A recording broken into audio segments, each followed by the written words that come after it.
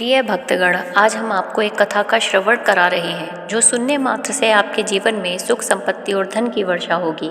तो चलिए कथा को प्रारंभ करते हैं। भगवान शिव माता पार्वती से कहते हैं, जीवन में कभी भी दूसरों के उकसावे पर अपनी शक्ति का दुरुपयोग नहीं करना चाहिए। तब माता पार्वती कहती हैं, ऐसा क्यों? फिर भगवान शिव कहते हैं कि देवी, आज की कथा पंच महाभूत में प्रमुख वायुदेव पर आधारित है और यह कथा भी बहुत सारे रोचक प्रतीकों से भरी हुई है। इसलिए आज की कथा को ध्यान से सुने, आपको मालूम हो जाएगा। जीवन में कभी भी दूसरों के उकसावे पर अपनी शक्ति का दुरुपयोग नहीं करना चाहिए। अगर आप यह कहानी सुन रहे हैं तो पूरा सुनिए। इस कथा को आधा अधूरा छोड़कर जाने की गलती मत करिएगा, क्योंकि इस पवित्र कथा को पूरा सुनने से मनचाहा फल की प्राप्ति होगी। इसलिए इस कथा को पूरा सुने। आप शिव भक्त हैं तो भोलेनाथ का अनादर ना करें। तो चलिए कथा प्रारंभ करते हैं। एक बार नारद मुनि अपनी मेढ़यान पर सवार होकर तीर्थ यात्रा के लिए निकले। समय के साथ भावना से भरे देवर्षि नारायण का नाम जपते हुए चले जा रहे थे। अचानक उन्होंने अनुभव किया कि मार्ग में कोई बड़ी बाधा आ गई है। मेघयान के सेंसर सिस्टम ने बताया कि सामने विशाल पर्वत आ गए हैं।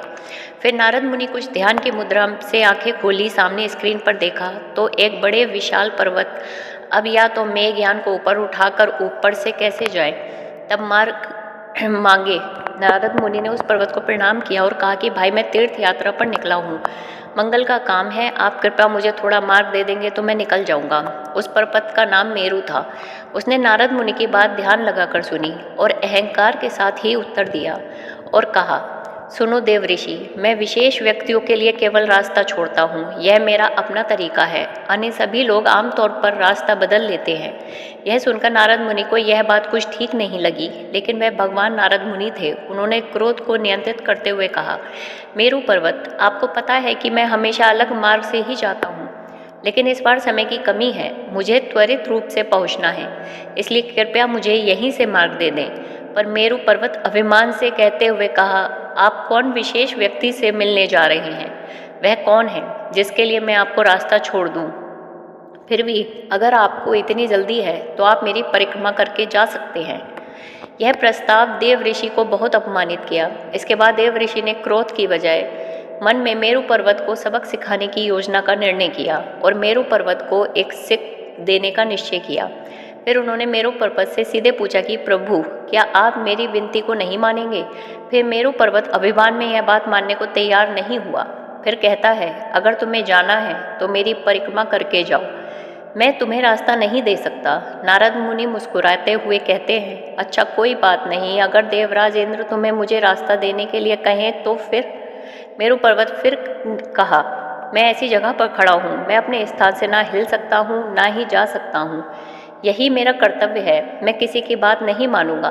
फिर देवराज नारद मुनि ने कहा, अच्छा भाई, चलिए, देवराज से हो सकता है आपको कोई आपत्ति हो, लेकिन जल के देवता वरुण देव अगर वह मुझे मार्ग देने के लिए आपको कहे तो? फिर मेरु पर्वत बोला, मैं तथ्य नहीं बताऊंगा, रास्ता नहीं दूंगा, वरुण के आदेश पर भी नहीं जाने दूंगा।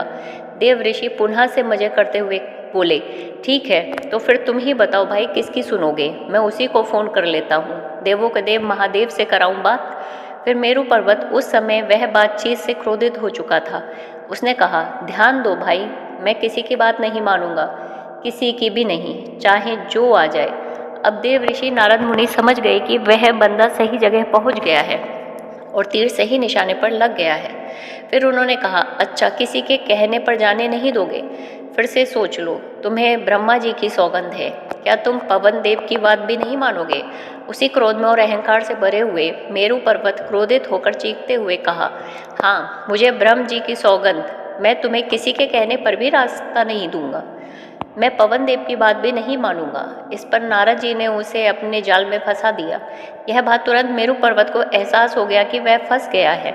वास्तव में आप सभी जानते हैं कि पवन देव पर्वतों के राजा हैं और सभी पर्वत उनके अधीन हैं। अपने स्वयं के राजा के खिलाफ ब्रह्मा जी की सौगंध खाने के बाद मेरु पर्वत ने अपनी गलती का आभास तो किया, लेकिन अहंकार कभी भी गलती को स्वीकार नहीं करता।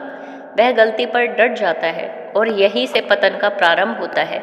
फिर मेरु पर्वत नारद मुनि से कहता है, आपने मुझे धर्म संकट में डाल दिया है। लेकिन चाहे कुछ भी हो जाए, कोई भी कुछ भी कहे, देव ऋषि नारद मुनि, मैं आपको मार्ग तो नहीं दूंगा। नारद मुनि जी वहाँ से सीधे पवन देव के पास पहुँचे और उन्होंने बातों ही बातों में बताया कि हे पवन देव, कल मैं एक मार्ग से जा रहा था, उसी मार्ग में मेरू पर्वत मिल गया। हमने आपका जिक्र भी किया, हमारे मित्र हैं, वह आपको बोल देंगे कि मुझे जाने दें, लेकिन मेरू पर्वत बड़ा अहंकारी हो गया है। जब मैंने उससे मार्ग मांगा तो कहता है कि पवन देव क्या लगते हैं, मैं उनके कहने पर कोई मार्ग नहीं दे सकता, ब्रह्मा जी के कहने पर भी नहीं दे सकता। यह सुनकर पवन देव धीमे धीमे क्रोधित हो उठे। उन्होंने कहा कि अच्छा, मैं अभी इसी अहंकारी पर्वत को सबक सिखाता हूँ। पवन देव ने मेरू पर्वत को दंडित करने का निर्णय कर लिया। वे अपने पूरे वेग के साथ बहने लगे। मेरू पर्वत पर रहने वाले जीव जंतु अपने प्राण रक्षा के लिए इधर उधर भागने लगे। पर्वत कांपने लगा, समूचे पेड़ पौधे नष्ट होने लगे और पवन देव ने निर्णय किया कि इस अहंकार से भरा हुआ मस्तक काट कर ही दम लूंगा। इतने विशाल पर्वत को पल भर में नष्ट कर देना असंभव था।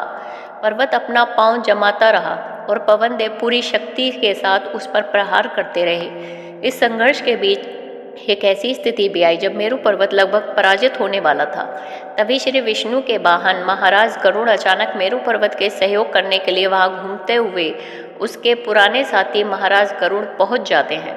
उन्होंने मित्र धर्म का पालन किया और मेरू पर्वत को मदद की। फिर उसी दिशा में गरुड़ देव ने पूरी क्षमता के साथ मेरू पर्वत को बचाने की योजना बनाई। यह युद्ध पूरे 1 वर्ष तक चलता रहा। एक दिन श्री हरि विष्णु को कहीं जाना था। उन्होंने अपने वाहन गरुड़ को पुकारा। गरुड़ को मित्र धर्म के सामने कर्तव्य महत्वपूर्ण माना और वह अपने कर्तव्य को निर्वहन करने के लिए चले गए। फिर मेरू पर्वत अकेला पड़ गया और लगातार पवन देव के आक्रमण न सहन कर पाया और अकेला मेरू पर्वत पवन देव के अंतिम प्रहार से मस्तक विहीन होकर पृथ्वी पर जा गिरा। इस तरह से उसके अहंकार को दंड मिल गया। फिर भगवान शिव कहते हैं, इस कथा का मूल अर्थ क्या है? इस कहानी का सबसे महत्वपूर्ण संदेश यह है कि जब हम गुस्से में होते हैं तो हमें तत्काल प्रतिक्रिया देने की बजाय उससे बचना चाहिए। जब हम क्रोध में होते हैं, हमारी भावनाएं उच्च रंग खल हो जाती हैं और हमारी सोच छीड़ विहीन हो जाती है। यदि मेरू पर्वत सामान्य परिस्थितियों में होता तो कभी भी इतनी छोटी सी जिद के लिए ब्रह्मा जी की सौगंध नहीं खाता। मेरू पर्वत के पास यदि सामान्य बुद्धि होती तो नारद जी की विनती को सुनकर क्रोध न आया होता, लेकिन वह तटस्थ और विवेकमान होते तो अपनी आवश्यकता को समझ जाते और क्रोध को शांति में बदल लेते। इस पर विचार करने से यह सीखने को मिलता है कि दूसरों के उकसाने पर वह कार्य होता है जो किसी व्यक्ति को चिढ़ाता है या उसको आपत्ति उत्पन्न करता है। यह उकसावे मानवीय समाज में आम बात है और हर किसी को उनसे निपटना ही पड़ता है।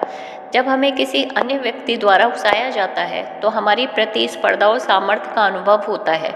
कई बार हम उत्तेजित हो जाते हैं और अपनी शक्ति का दुरुपयोग करते हैं।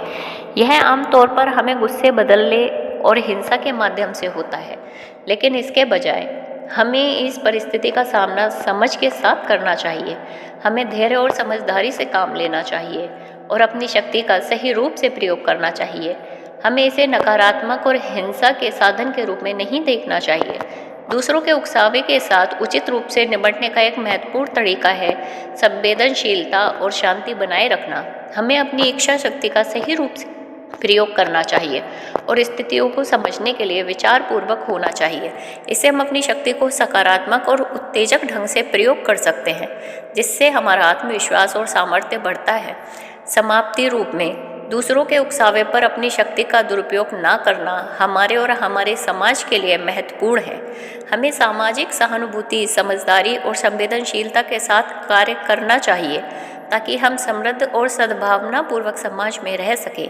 इतना कहकर भगवान शिव इस कथा को यहीं पर समाप्त करते हैं। इस वीडियो को बोलते समय कोई त्रुटि हो तो मैं क्षमा चाहती हूँ। उम्मीद है आप सभी को ये वीडियो अच्छी लगी होगी। अगर आप शिव के सच्चे भक्त हैं तो चैनल को सब्सक्राइब और वीडियो को लाइक करके कमेंट में हर हर महादेव लिख दीजिए।